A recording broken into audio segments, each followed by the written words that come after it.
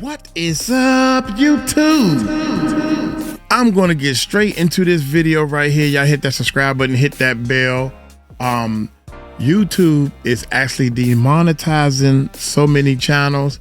We don't want your channel to get demonetized, so you better check this out. If you do YouTube at all, this might be one of the most important episodes that you listen to all year. YouTube is currently conducting one of the largest scale demonetization enforcement initiatives that I've ever seen.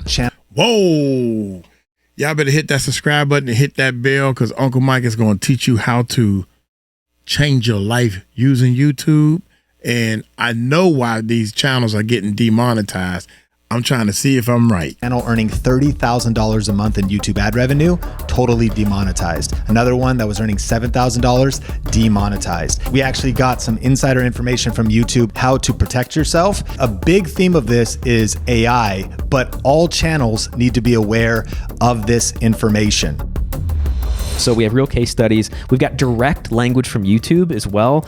And we're going to show you a clear framework of what is and isn't okay to post, so that as you go through the rest of this year, you know how to navigate it. Yeah, and so we've broken this conversation into parts. Let's start off with just some of the things that are happening. So YouTube has deleted actually millions of channels. Yeah. The big headline there people have heard about: AI slop channels, super low effort, super generic. Yeah. Okay, but what we're talking about is there's some of the people in our community that have humans behind the channel, sometimes editors, that are really crafting their content, yet still they were demonetized. And these stats are kind of staggering though, because there was, as far as channels being deleted, over 4.7 billion lifetime views were just erased off the platform. 35 million subscribers were affected, and an estimated lost annual revenue across the channels was $10 million. Nuts. Wow, and so I think actually we could jump into the first story to make this contextual.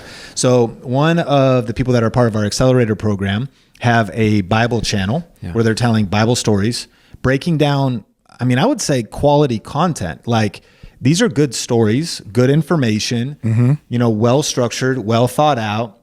They were earning $30,000 a month from YouTube ad revenue. They had 500,000 subscribers, and they get an email from YouTube that just says, hey, you're demonetized. Now, we're going to hit that towards the end of the episode. They said, this is what you could do to basically get back into our good graces. And there's a process that you can go through, but talk about a blow. I mean, there's people listening, they're like, I just want to get monetized, but also imagine you're earning 30 grand a month and it just goes to zero. Now, golly. Woo! I'm going to let y'all know, man, that's scary. That's very scary, especially when your life's changed and you done already quit your job. I done walked off the job, told them to kiss my tail. We're going to make this work. And I will get the crime. They had a couple other income streams, which we'll also talk about that later. Okay. But that's wild. When this was $30K from YouTube. Yes. Like just that, like what, not taking into consideration other income streams, right? Just YouTube, YouTube ad revenue. Yeah, that's absolutely insane. And I remember too, like, you know, talking with our coach about this, who is working with them in our coaching program, and it's just like, it's crazy making. Like it's almost one of those things that just doesn't feel right. It doesn't feel fair. You feel all the emotions, and like I know our whole team, we're just trying to think about how do we rally. You know what I mean? And like, what are our options here? Because we're up. It's kind of crazy because you're up against. Yes, to phrase it that way, but you're up against YouTube and their policies, you know? And so I've been thinking about this, Sean, like, how do you make sense of like, how did that flag initially happen? I think a lot of people wonder, like, who made that call? Is it actually someone? Is it AI stuff that's going on? Because YouTube has all this stuff that's rolling out. Like, how did that flag initially happen? So YouTube is using AI systems to scan channels, and that could lead to the channel being deleted. Or in some cases left up but demonetized. And then humans are getting involved because the email that we saw is from a YouTube team member. Yeah, that's right. Yeah, that's then actually giving specific feedback to that individual creator. And when you zoom out a little bit, again, $10 million in lost annual revenue. Yeah. And one of the myths out there is, well, YouTube is just shutting off monetization for the creator, but still running ads for their own game, money themselves. But that's actually a myth. No, when they're that's not right. demonetizing the channel, they're not running ads on it anymore. Why? Well, one of the things is they're kind of redefining what is quality content, and we want to sell inventory for advertisers to put their ads on. And so we're actually taking the hit. Like, we don't want them to put ads on this type of content. Now, to go a little bit deeper, the YouTube CEO has publicly acknowledged this, and the big points are the rise of low quality, repetitive content. Yeah. Ooh, that's you pointing right at reaction channels. Low quality, repetitive. AI slop is the term, and they have systems to fight basically spam and clickbait. Now, if you're on the YouTube version too, I'm curious your take, and let us know in the comments if you've heard this, if you know someone who's gotten their channel deleted or demonetized. Why this hits so close to home is both of the channels in our community are not spam or clickbait. Right. So is there an overreach here? I think yes. But at the same time, YouTube is not banning AI. And even if you want to be a faceless channel, there's a way to do it, which we'll cover that later. They're not banning AI. It sounds like they are. And that's the overreach of the headline. I see it every time we do like a live class. Someone goes, well, but I shouldn't use AI at all. Right. YouTube is anti-AI and they're banning AI.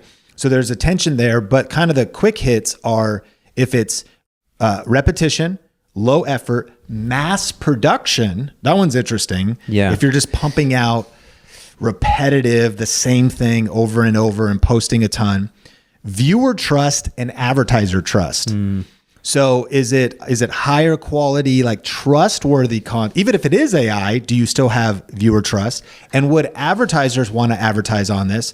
Now, if I just do a personal opinion at the top, I still think there's an overreach here. Yeah. I think, of course, when YouTube does something new, they're going to make mistakes. But I think both I know for a fact that both viewers and advertisers were fine advertising on this content. This was quality content, and yet they got demonetized as well. So I think knowing some of the changes, but in a way, YouTube didn't really invent new rules here, but what they are is turning up the enforcement in the world of AI that has gone so parabolic. Yes. And what some people are doing is with AI, they're launching like 150 new YouTube channels in a day. They set up a Claude bot or now a Molt bot or whatever it is, publish channels, publish lots of videos, and it really is a spam. So like that sounds extreme. And so to combat that, YouTube is setting up systems, but unfortunately there's casualties. Ripple effect. Yeah, that's right. 100%. Yeah. It's crazy to think through these terms is what I'm trying to get really familiar with. And some of the research, like in preparing for this talk, it's interesting to note how a part of the mass production piece, what stuck out to me is there's this element where YouTube is saying, okay, AI is able to create, just like what you just said, AI is able to create content at such a scale and at such speed that a human would never be capable of by themselves. Facts. So it is interesting to think about like volume seems to be at play here. It's at least some sort of trigger point about like the amount, like the sheer velocity of content that's coming onto the platform, and seeing all that come from one channel, one creator. I'm just curious, like, well, I'm still hoping to find out like what are those exact trigger points for folks, Yeah, we have those. And so I want to hit these case studies, but I want to encourage listeners. They might be saying, well, I just vlog. It's always me on camera. And so, I don't need this information. I actually think, number one, what could be the mistake is even if you are mostly just on camera, you should be using AI. Yeah. And you could have an illogical fear of using AI at all, or maybe you start to integrate into your channel, but you're like, oh no, am I going to get flagged? So you think you just need to know the best practices because, if I use AI at all, will it trigger? That's right. These things, if it starts seeing certain things on my channel, if I'm using AI on thumbnails or if I'm using AI. So a couple quick case studies. We mentioned one. Large faceless Bible channel, 588,000 subscribers, $30,000 a month in ad revenue. Faceless, narrative driven, AI assisted, but not AI spam, fully demonetized. And here's the reason: inauthentic and mass produce content. There it is. Yeah. Now they submitted an appeal under internal review, but there's no timeline on that review. I think listening to this episode would also inform, if you get into the situation, things you should include into the appeal. So even because you're only going to get one shot to submit that appeal. So then what should I include in that? But here's, I think, a big quote. This didn't happen because of one video. It happened because of the pattern of the channel. So a one-off AI video, I'm exploring the idea listen, I'm at some point here, I'm going to turn myself into an AI avatar and cover a news story. But think about that. It's a little bit different. I'm still a personal brand. Mm-hmm. I'm able to provide good information. It could be my voice. Yeah. And it could be an AI video. Oh, is that going to get flagged? Well, is that the pattern of the channel? There's some other nuances there. Here's a second case study. So this is an exam prep education channel. Amazing content, helping people prepare for real estate exams in specific states. Educational, earning $7,500 a month. Some of that was from people that would sign up for their deeper software that will really help you prep for the exam. But a lot of it was from ad revenue, clear user value. Now, heavy automation in the pipeline though. Okay. And automation in the pipeline is a flag. Like, is this just press a button and it makes a video? That seems to be a big flag. AI assisted scripts and voice. So it's all AI voice, also demonetized. So this is a different niche, but it had the same outcome and the same underlying pattern. And so it's not whether or not the content is useful. YouTube is cracking down on how is the content produced and how is the content being scaled. So this, I'm thinking through, okay, so for both of these channels, this whole thing is new, first and foremost. Let me just back up a second, right? Like, I remember when the button first popped up in upload settings where you have to say, yes, the AI is involved in this, or no, it's not, right? Yeah. So I think like YouTube has obviously been aware of what's coming. And so as these guidelines can continue to come out, I'm thinking through like, how do you, if you're a faceless channel, if you're an AI channel, or if you're even using AI, like what is the tension? How do I use AI in my content if you're scared about this happening to you? Like, I think a lot of people are kind of crippled up, to be honest. Even if, like you just said, these channels, right, have been using AI heavily, automation in the pipeline, but I see a lot of creators who aren't even creating because they just don't even know what they're allowed to do. That's true. I mean, that actually, a big response to this is fear, or like, I'm still on the sidelines thinking about starting. Do I even start? Or I'm on the sidelines. I was excited to start a faceless channel. I don't want to be on camera. There's new tools to do it. Yes. Oh, do I just not do it? There's a way to do it. And we'll hit that in a second. But I think we should touch on what came out of that email from YouTube. Yeah. And this is an interesting word, but this is the word to know. The real issue is interchangeability. What does that mean? I don't even know what that means, honestly. That's why I had to look it up. So let me read you the definition. So what do they mean? It's basically this. YouTube is not anti-AI. They're anti-interchangeability. What does that mean? It means this. If YouTube can swap your channel with 100 others and nobody would notice, that's a problem. So, okay, you're doing some exam prep videos, you're doing Bible stories, you're doing documentaries, mini documentaries about Warren Buffett and, investor principles. If that video just looks exactly the same, like 100 or 1,000 other videos, that's a problem. They want creators who feel human and unique, not videos that look like they came off the same assembly line. Wow. Now, we have a principle later, but might as well hit it here. Wait a minute, before you hit your principles. Yeah, that's what I keep the people on my channel keep saying, you keep stopping it. I got to make this thing unique, baby. Got to make it unique. Got to make it different. I'm teaching this in my course. You have to put you into your videos, man. YouTube don't want, if I just take the video and I just sit here and play his whole video, and if I do that on every single video, YouTube is going to flag the channel and say, man, he ain't bringing nothing to the table. You got to bring something to the table. Here we go. What's one of the best ways to do AI content is to build an actual brand. Meaning, like, think about it like Mickey Mouse. Mickey Mouse is not a real human, right, but is a notable figure and a unique piece of intellectual property. So if you want to pivot and you're going to do exam prep videos, you create an AI avatar that is unique that is the same, that has, you know, a voice, a look, and that's and it's the person. Yeah. So it's not that it just it has to feel human or be unique, as opposed to just spam videos. So now you can have a fully AI channel, but you've created, like, in a way, a cartoon, a unique that's right. cartoon that is unique to you. Because if basically interchangeability, if it could just be swapped out, I don't even know what channel that made that. It seems like the same as every other motivational stoic quotes list. Yeah. It seems like everything else. And so this is kind of what they explain, and people need to know these 7 things. If number 1, you have the same structure in every video, it's a template. Number 2, it's the same pacing. Number 3, same cadence. Number 4, same emotional arc. Number 5, same visuals.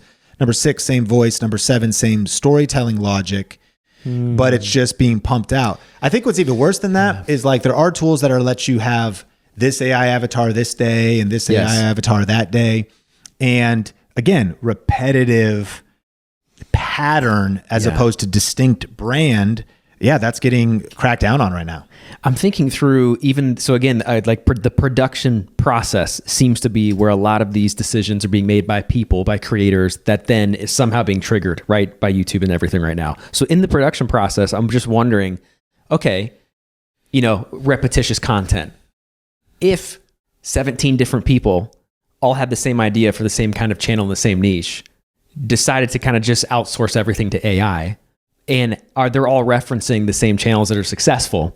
It's like they're in the creation process. If you have 17, probably more than that, different people saying, hey, can you help me? There's talking to ChatGPT or talking to AI. Hey, can you help me? Like, here's some inspiration. I want to make videos like this one. I want to make whatever. And AI is wicked smart. So it's going to be able to analyze what's the channel doing, or what makes that video successful. What is the framework? AI can give you a framework from any sort of video, right? Like, here's the structure and architecture that's going on. And so I'm just thinking through, like, man, if at the production process, if at the ideation process, here's kind of like a coach take. If it's not starting with you and you're just trying to recreate what other people are doing because you want to do this YouTube thing, I don't know. For me, that falls into this category. Well, you know what that just inspired for me is AI is going to be really good at spotting AI. Yeah. And I think the problem in this mass-produced content, arena on YouTube is that there's so much theft happening. It's one of the biggest. It's taught by AI faceless gurus. Yes. Go find a viral video, download their script, enter that script into your thing, spin it. There it is. But then just hit publish. Now, let's take this into what people have probably heard as far as, like, students using ChatGPT to write their papers. Yeah. And then what tools have popped up? Tools to audit a student's paper to say what percentage of this is AI. And it can see it. Crazy. So think about just this tweak. Wow, I think that's people are in funny. such a rush. They're in such a frenzy. And so what they're doing is they're like, copy video, paste that, spin it a little bit, publish that. Yeah. Well, then you at some point, all the LLMs are just referencing each other. That's it. Everything is and then it hits YouTube. And so even they might be like, this exact script, basically, we've already seen it. That would be a flag. So if you're doing AI content, though, but you slow down, and even if you start with AI or you start with an outlier concept, if you sit down and let AI outline the video, but then, like, do some actual work. That's it. Do the work. Get in, and say, okay, I got the outline, but let me start writing, and let me also start figuring out my voice. And basically, there's always going to be people that are trying to game the system, but, like, you might want to run that script through an AI tester to say, oh yeah, this is no percent ChatGPT. It's 10% ChatGPT instead of 99% ChatGPT. That's a power up. Yeah. And I mean, because AI can spot AI. And so this next part of the video is the YouTube framework. This is literally gold. So this is what is allowed and what is not allowed on YouTube. And this might take a second to process for us, but here's what's allowed. So we can all see it. The economy is shifting fast. Old strategies are just not working anymore. And if you aren't adapting right now, you are missing out on massive opportunity. That's why we created our Think Media Mastermind, which is a 2-day event that happens in Las Vegas. And you can check out details at thinkmediamastermind.com. When you go to that website, you'll fill out. I can't wait to go to one of they things that they doing. I can't wait to go. But also, if you're, here we go. Shoot, I don't even want to use AI to do deep research for my history channel, which is a great niche. Okay, but are you going to then interject some human commentary, some interpretation, some perspective? Okay, so if you put that in there, creative transformation, that's a good thing. Limited automation, not no automation, right? But limited automation and human judgment shaping outcomes. That's all allowed. Disallowed patterns, interesting. Fully automated pipelines. And that's like from concept to completion. And think about what AI can easily do. Study viral videos, steal their scripts, flip the script around, turn it into a video, create some B-roll or add some stock images, add some music. The whole pipeline could be automated. Yes. So you just go, okay, I still could have automation in the pipeline, but is the pipeline fully automated? Script recycling. There's a banger term. Yeah. Script recycling. That's huge. And minor tweaks at scale.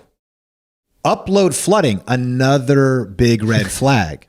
So if you're uploading, let's say long form videos, this could be shorts too, but you upload a video even daily, that's a hard thing to sustain if you're human on camera, but AI could do it. It's not getting tired. If you're uploading multiple times a day, if you're uploading 20 videos a day, come on. And some of these channels, they'll take like a news story. Sometimes they'll even tell untrue stories, but they'll just see what can get clicks. Man. And then they'll spin the hook. So they'll spin the title, the thumbnail, and the hook, and upload a version, doesn't do well. Upload another version. So they'll upload 6 variations there it is. of a video. So even this, it shows the thinking. So YouTube's like, okay, we're like, block. Yes. Block. I'm trying to spot these. If it sees, there's upload flooding. So again, if you're going faceless or you're using AI, if you slow down, you're going at a slower pace, and then also mass produced templates and how quickly. Wow. Upload flooding. We are uploading 5 videos a day for the last 2 years. That's a flood if you ain't never seen one. Man. Woo, baby. Uncle Mike learning some stuff, but as a reaction channel, we're doing everything right. So far, everything we're doing right. Actually, we're uploading 7 videos a day now, but it's 2 of them on a different channel. So we slow walking this channel where y'all seeing this at. Here we go. Is YouTube going to be able to see the template? And so if a human can't clearly point to someone shaping this content, YouTube assumes a machine made the content. Did it. And if it looks like a machine made the content. So for those that still want to do automation, it's not that you can't, but I think, again, this is a good part to rewind. Those were the basically 5 things that are allowed and the 5 things that are disallowed in terms of patterns. Man, I think as you're listening to this too, so part of me obviously is frustrated because I'm just coming alongside our own students who are actually trying to do good and put good content out there and put thought into what they're putting out there. And this stuff is happening. On the other hand, I'm pretty pumped. Is that okay to say? Because I would think, like, as a serious creator, and a shout out to like all my artists out there, you want your fingerprints over everything, your human touch over everything. Thank goodness, YouTube. Like, it's part of what I want to say, which is like, thank you for removing just the low effort content that could be getting in the way of my viewership, or the kind of content out there that's just not going to contribute, or that's even muddying up my own niche. You know, I mean, it's kind of like a side quest, but so many of these conversations have been happening with the AI musicians that are out there right now, like actual AI artists that are popping off and blowing up. Yep. And so you have like, the tensions on both sides, but I think that what's happening right now is we are experiencing the unfortunate ripple effects of a structure that I personally believe that YouTube's putting in place for good, for the longevity of the platform. You is still in YouTube, and I know YouTube really cares about the fingerprints of the actual people and actual creators. So I think that it's really good that we're going through this and trying to figure out, okay, like what is allowed and what's not, so that if you are an AI creator or you're a creator that's like heavily relying on AI, like you're going to have to change your approach. And if you're someone that is getting the negative effects of this too, I think we're about to get into like how creators can protect themselves, right? And what we can do to move forward. Yeah, so there's 5 things. And so how can creators protect themselves? And these are principles that could apply to any type of channel. These are really good just principles in general. to build on YouTube in 2026. Number 1, treat YouTube as distribution, not as the business itself. Listen, I almost was sick to my stomach when I heard that $30,000 a month was demonetized. I'm like, I literally, Caleb posted that in our Slack group, and his first thing was like, what are your thoughts here? And my first emotion was like, rest in peace to Granny. She got hit by a bazooka. I mean, kablow, kaboom. She's done. Like she got, hit by a missile, which is a niche reference of a viral trending song this is great. on social media right now. But treat YouTube as distribution, not the business. This channel is still getting reach. This channel did not get deleted. So they're still getting reach. They're still getting almost 1 million views a month. And it's always a good question to ask yourself, what are you doing with those views? So if you treat YouTube as distribution, not as the business, you always could be, if you're still getting in front of people and you still have a chance to grow an email list or move traffic to a Discord group or get phone numbers or just get influence. I mean, a brand still might want to work with you. Yeah. A brand still might want to, you got that much traffic. That's right. So are you pitching brands? It's distribution. Awareness and attention is still valuable. It's very discouraging to get demonetized, but having your own products. And so in both cases of those channels, they do have their own products. AdSense is a big part of their business. Yeah. So they're going through a checklist to get back into compliance and to appeal and to re-get into ad revenue. But a general good business practice is you don't necessarily want to have all your eggs in one basket. Yeah. Diversify. Yeah. And diversify before you need to. Before you think you need to. Yeah, that's right. So that you're just. We did that. One of the things that I teach in the course is once you got the hang of your one YouTube channel and you get ready to get monetized and all this other stuff, start another channel. Start a backup channel. We teach people to start a channel. One channel you go live on, the other channel you don't. Different things like that. Ready for anything to even carry you through the, let's say, appeal process. Yeah. Because I mean, the cool thing, and we all wish it was faster than it is, but the cool thing is there are channels who are getting put back into the partner program. Yeah. You do appeal. They may go, okay, it was an overreach. For that exam prep channel, the thing that breaks my heart about that channel is, the creator is putting their heart into every video. They're using automation, but they're sitting in every video. They're tweaking it. Yeah. They're fixing it. Yeah. They're making sure it's good. They even getting the audio right. There's this whole thing about making sure AI pronounces words right and fixing the voices and making sure the voices are good and then fact checking it. It's very important information. You don't want to just be putting out exam prep videos with especially AI can hallucinate, and so you're helping these people get ready for exams. yeah, and things are so there actually was just such human and let's even put it this way. I would almost argue the content was almost better than a human could do because it's polished, it's perfect, it's educational. That's frustrating to me. I think it's an overreach. It's not spam. It's not uploaded flooding. Yeah. Yet he still got demonetized, but nevertheless.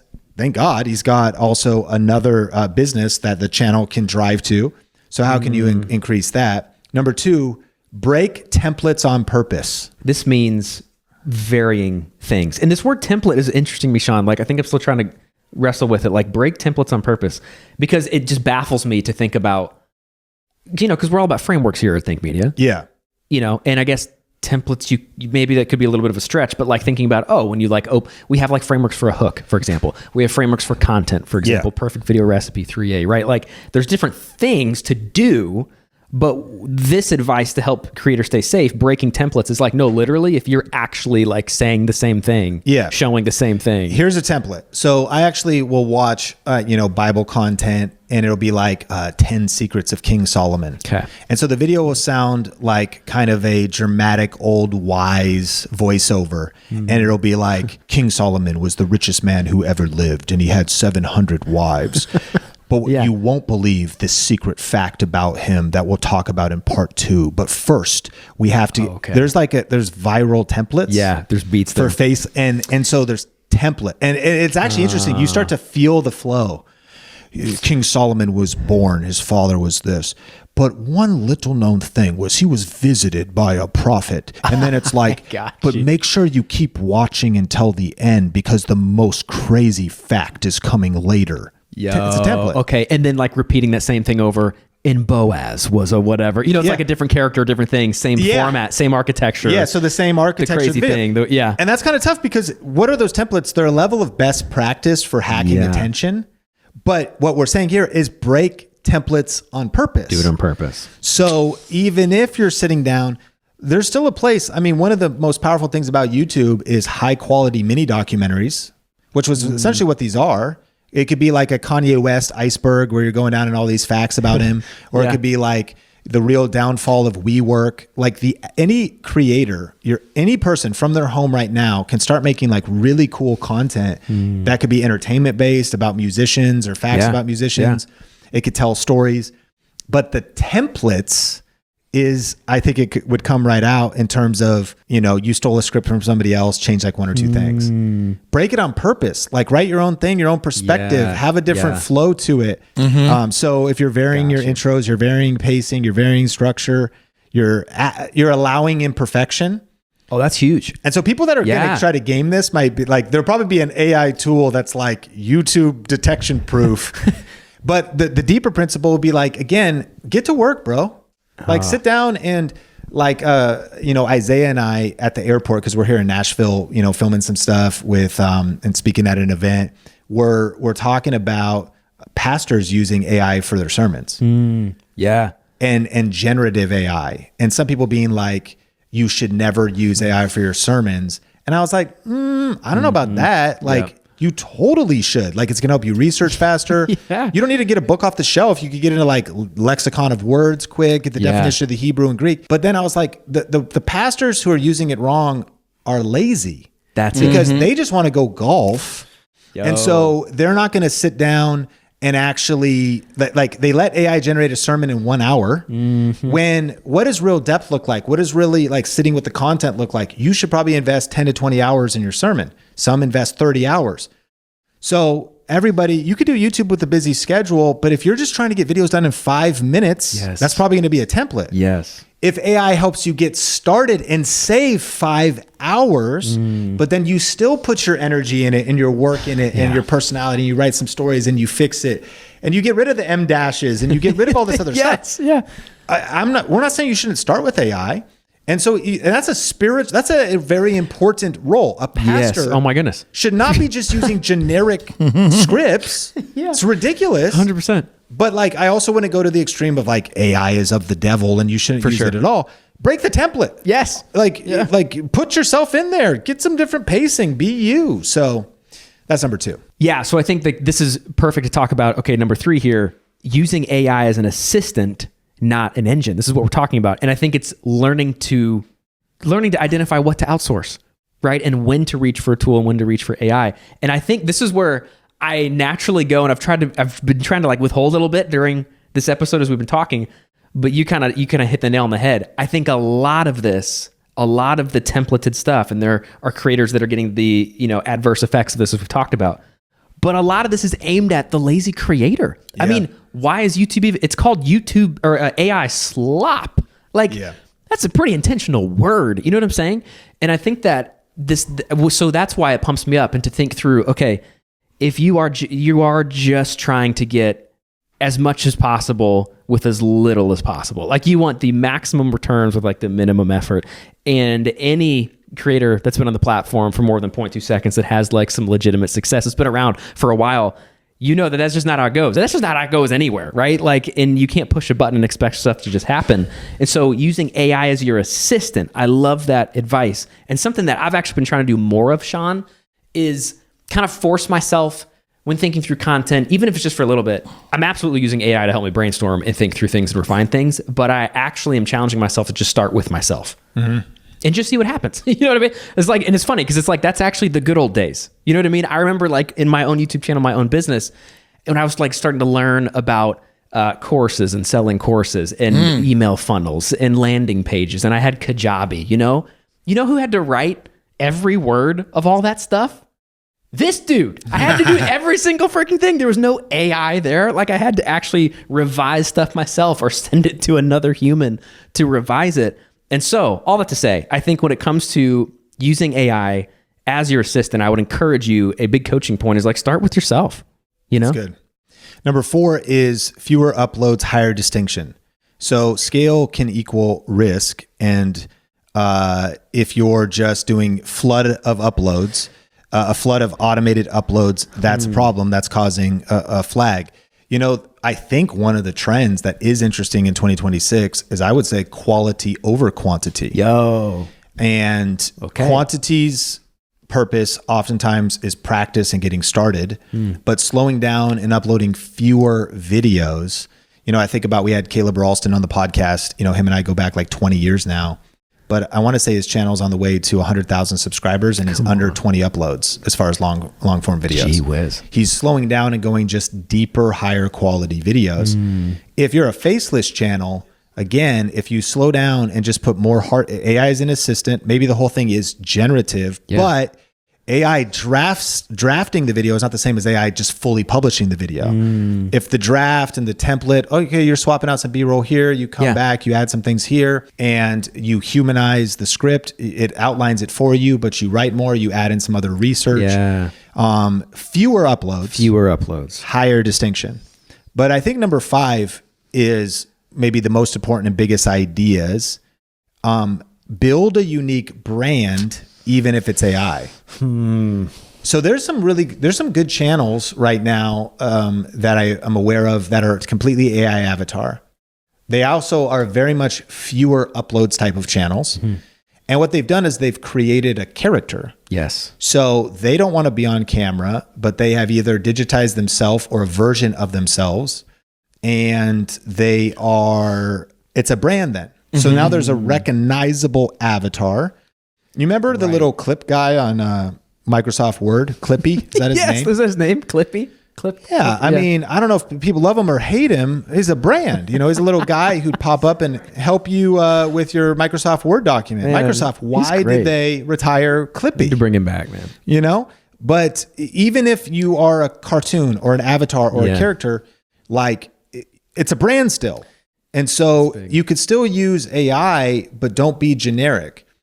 So this is a good principle, of course, for everybody, is number 1, if you're going to go faceless, you're going to build an automated channel, distinct brand. What did YouTube say? They said, if your videos cannot be distinguished from anybody else's, if it literally, like, anybody can just generate some images, animate them, write a script, put some music on it. There it is. But like, what is your unique brand?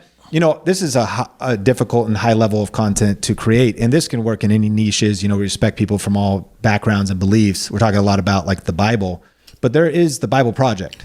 Yeah, that's right. That is a voiceover animation channel. Yes. Illustrations, animations. I'm not seeing a person on that channel.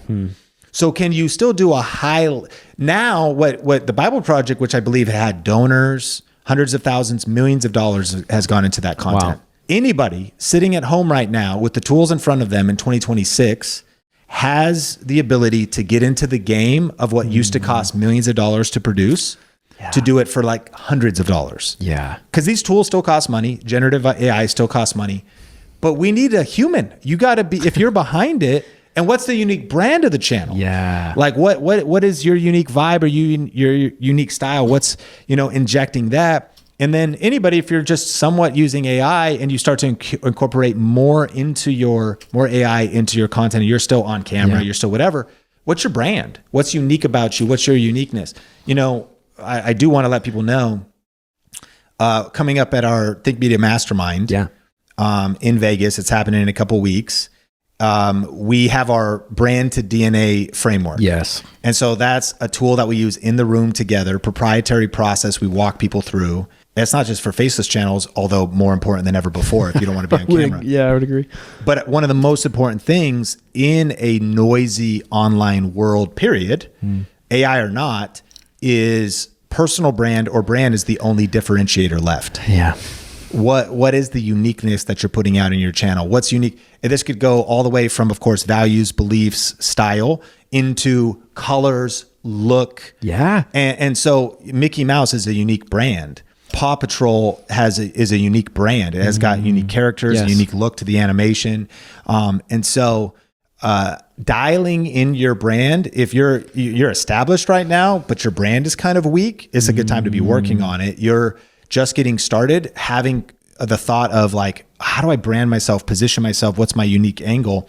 So important in 2026. And if anybody wants to check that out, there's a few spots left to our mastermind. You can go to thinkmediamastermind.com to apply and spend 2 days together covering a lot of stuff about YouTube growth. But, building a unique brand is critical in 2026. So would you go so far as to say, like, say you create, I'm thinking of all these random characters like the Geico Gecko, you know, like all this other, so if you go this route, this is actually kind of like, this is attributing branding to this character, to your channel, really to your channel as a whole, like beliefs, value systems, like you said, brand coloring and everything. Like this is a way you can distinguish yourself from just random stuff you could have any sort of AI generate for you. I would love to learn personal finance from a gecko. There's an idea. I would love to learn facts about animals from a gecko. This would be great. So there's a lot of channels that, just facts about animals, history channels. Yeah. So these are questions you could ask yourself. The voice, the audio branding, the video branding, the AI avatar, or how it's positioned, cloning your own voice. And tried that. I think about, what's fascinating is there's a cool channel, Patrick CC. He covers all kinds of mini documentaries, used to do beats and hip hop stuff. Yeah. But he does like banger videos, well thought out, well researched. He shows up on camera a few times in the video, but it's like 3%. Yes. You know what I mean? Like all of a sudden there he is, and he kind of looks at the camera, encourages people to drink water and then stay hydrated. And then he keeps going. So, it's not even necessarily that an AI avatar would be seen the whole time, but like you could still he's got a unique brand. And the content is high effort and high reward. Right. Yeah. Big views, distinct brand, good stories, good storytelling, good structure. So yeah, I mean, whether AI or not, build a unique brand. This is huge. So as we land the plane here, we think about where YouTube is going, right? Because we've only actually just started 2026, which is kind of crazy. But so we're future casting. Here's what we know and trust, that this sort of pattern-based enforcement, it's here to stay. Right. Yeah. And it's hopefully only going to get better and, more intelligent, but it's here to stay. Yes. Yeah. I think that creators who adapt will be fine, but channels that are factories are in trouble. Okay. Automated factories. Yeah. There's a term for this, and this is part of the group that has been getting hit. They call them content farms. Yes. How do you feel about farm-raised salmon? Not too good. What the doctors say They're like, don't do it. It's not good for you. Give me that wild caught Atlantic. Yeah, exactly. You know what I'm saying? Why are you paying more for wild caught salmon versus farm raised?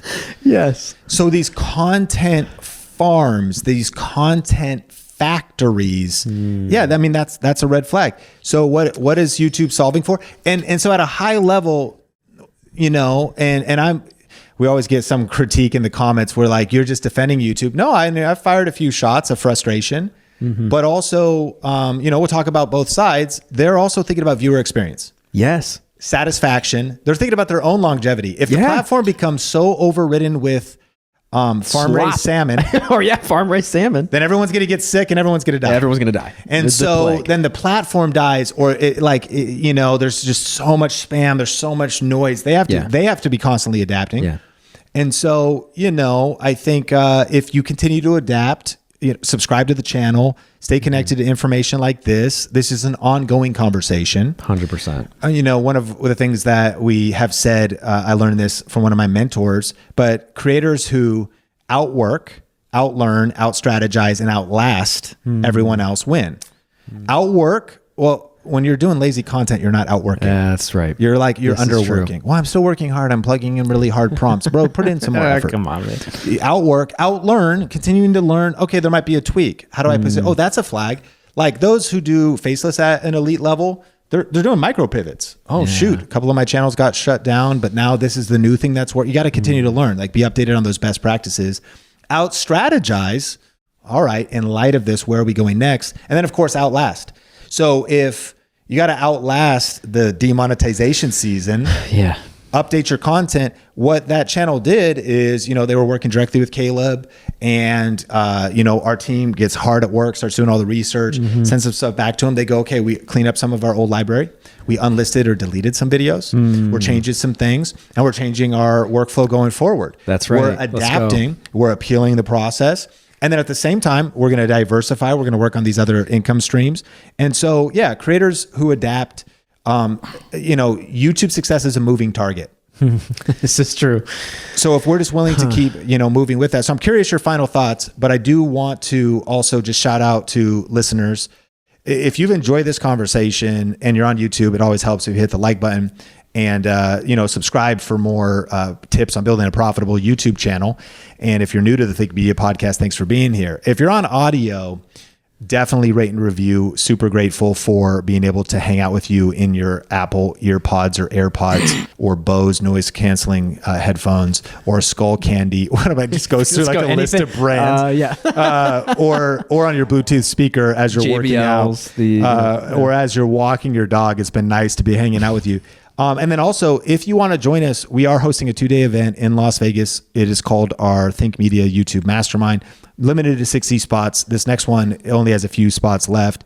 thinkmediamastermind.com is the URL, or click the link in the description, fill out the application, and get in the room, because YouTube success is a moving target. Besides the fact that we'll walk you through getting clear on your brand, the latest stuff that's working right now, the chance to network with other creators and entrepreneurs, the chance to connect directly with me and our coaches, and the chance that we're going to be, at the time of recording this, in Las Vegas in 3 weeks in person. And probably that week we'll be sharing stuff in the room of what's come out, and we break into circles with, our whole team. Think Media is a team of 30 people. So we just have so many minds working on this. Yeah. And iron sharpens iron. So you get all those best practices. So again, if you're interested in being a part of our YouTube mastermind, just go to thinkmediamastermind.com. But I don't know if you have final thoughts. You're on the front lines of this every single day, working with our clients and whatnot.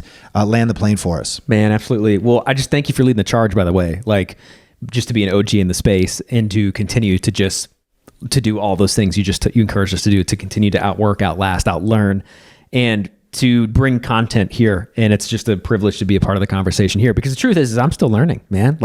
As we all are. This stuff moves quick, stuff on YouTube moves really fast.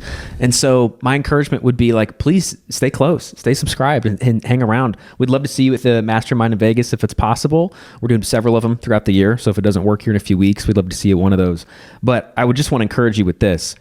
This is the year to take your channel more seriously. And I know I'm speaking to a lot of people right now. So that could be you. If you're man, I'm really not working hard. Whatever kind of agitated you during this episode, I would encourage you to have a leadership mindset and lean into it and be open-handed and be hey, that kind of got under my skin because maybe that's something you need to work on, or that's something you need to go learn more about. But this is the year that you need strategy. Because this time, 2027, I can't even imagine what's going to have happened and the changes that will have come. So you're going to need to be able to pivot, and we want to help you pivot as we are learning as player coaches too. Well, hey, if you got any value out of this conversation, rate, share, review, wherever you watch or listen. This is the Think. Man, that was deep. That was real deep, man. And it brings some clarity to me. I'm always searching for clarity because I want to make sure that what I'm teaching or what we're doing on our YouTube channel is not going to get us banned. I'm trying to tell y'all, man, I keep focusing on this AI stuff. YouTube does not like this AI stuff. When you use AI to rush and make your videos real quick and you uploading, it's an AI person sitting there talking, right? I done paid $300 for this AI, and I forgot the name of the thing, where it actually, I sent my picture to this AI thing on the website, and it took my picture and I gave it the script. It took the script, and I'm sitting there talking, and hey guys, I'm talking just like I'm talking to you guys now. And it's from a picture, and it looked just like me. It got a couple of little glitches, my face looked too clean. My eyes don't bat like they should. My head don't move like Uncle Mike move his head. But I'm learning this stuff because in the future, this stuff is going to be on point. But the more on point it is, the more YouTube not going to want it. Nah, we don't want you. We want the real Uncle Mike. And it's going to be, they have things in line right now. They asked, did you use any AI to make this video? And you're like, but you can click, yes, I used it. Okay, cool. So we know to send it to these type of people, which is less money. I'm trying to tell y'all that's going to be less money. So when they started off saying a lot of people got their channel shut down because you got to go all the way back to square one what YouTube started this whole thing for. It's like their constitution. Now all of a sudden they throwing curveballs in the game. This is not the direction we was going to. You know why? Advertisers want to advertise to real people, not AI, not bots. People that, if people watching AI stuff, they lazy human beings. Oh, that's AI, but I'm gonna watch this anyway. I'm like, nah. Real people want to listen and watch real people. That's what the people that's running ads, they want these ads to be ran to people that are still real in this world. I'm gonna get on up out of here, man. Hey, y'all take it light, take it slow. Tell them Uncle Mike told you so. Shout out to my enders. Peace out.